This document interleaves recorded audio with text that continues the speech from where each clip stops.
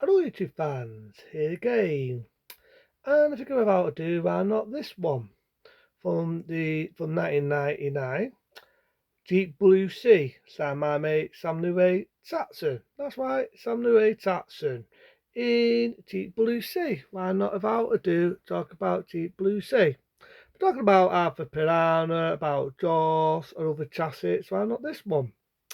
This is the Sam Nue Tatson. I've got to admit, coming from the art, I miss. I fucking miss. Um, this makes it change because when this first come out, people thought, oh, here we go, boom, boom, boom, boom, boom, boom, another Jaws rip-off, another Jaws rip-off. Because, through the 80s, a little bit of the 70s, there was a lot of these Jaws rip-offs, Piranhas 2, the one I ranted about. And there was one film, I think in 81, which definitely was a Jaws rip-off, had a Jake Wright in it. We had Alligator, we had them all. And it was this since we had what they call Jaws, but this one, not really.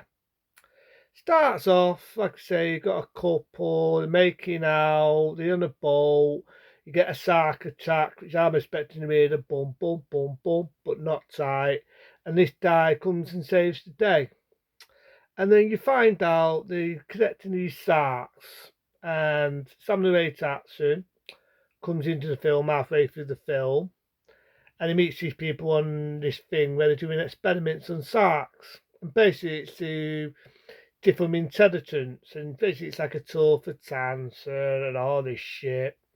But this is not a good film because they've got one shark in it, and they've doped it up, and they're doing this operation, they test its brains. Long below, this shark jumps out and bites his bites this poor fucker's arm off.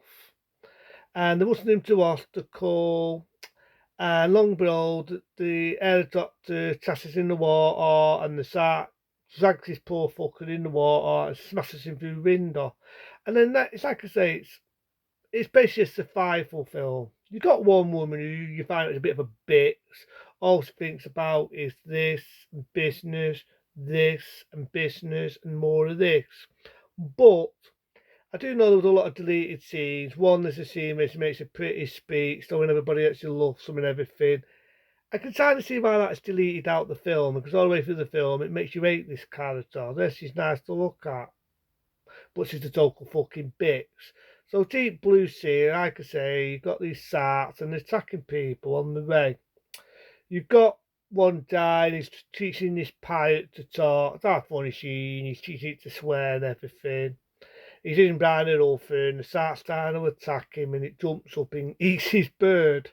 Well, that was quite funny, but the best bit of all is a bit where Samuel Jackson is making his epic speech.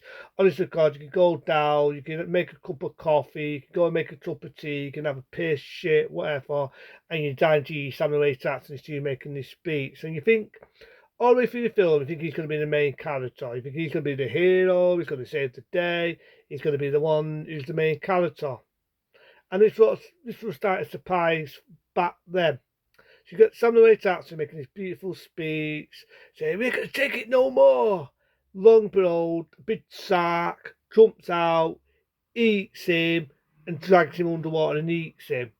And back in that day, I imagine that was a soccer. Samuel Jackson was big in that era. He did Pulp Fiction.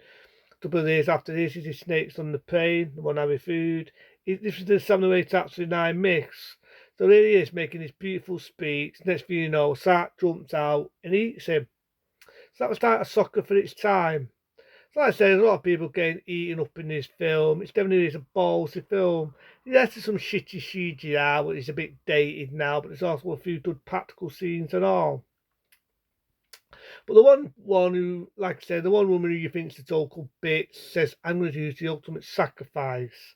She cuts her hand, she dumps into water, as well as she saves these people. You think she's going to get saved. You think she's going to be the main character as well. Long behold, she gets eaten up. You think the shark's going to miss her out of dodge, state stuff's going to be saved. She knows shark swims back and it fucking eats her. So I've got to admit, Deep Blue Sea is definitely a ballsy film. It's definitely ballsy. Doesn't fuck about in people getting munched. And it's professing to see it's not just one sack. You've got one, you've got two, you've got three, you've got four, you've got about five fucking sacks. Five fucking sacks, probably even more, in Territon, wanting to take the pank. So you've got them on the island.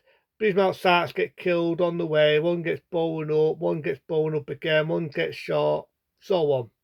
You got the last sack, right? About to eat and get home.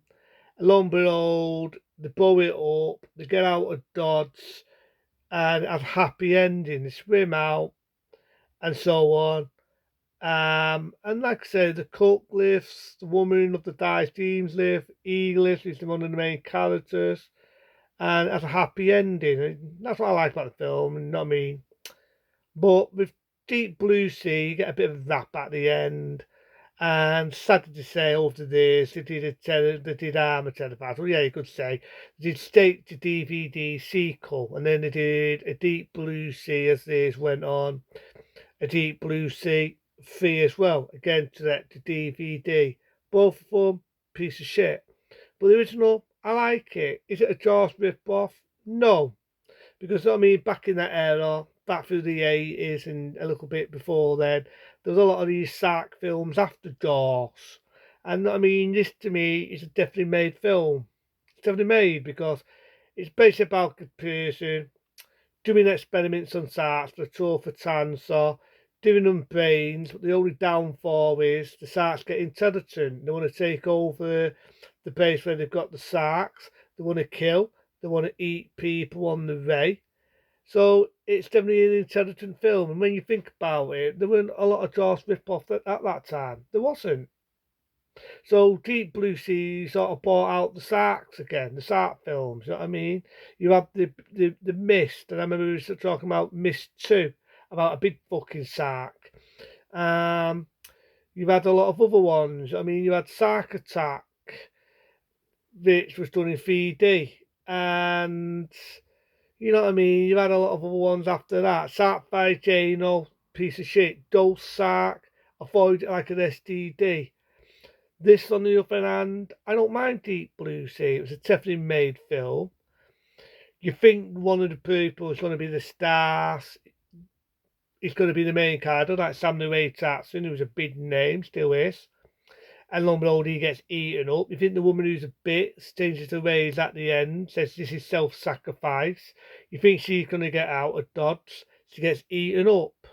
You think the cook, because he gets badly bit, you think he's going to die. But then he comes out of it and he lifts. So that's what I like about the film. It has a lot of twists, it has a lot of turns.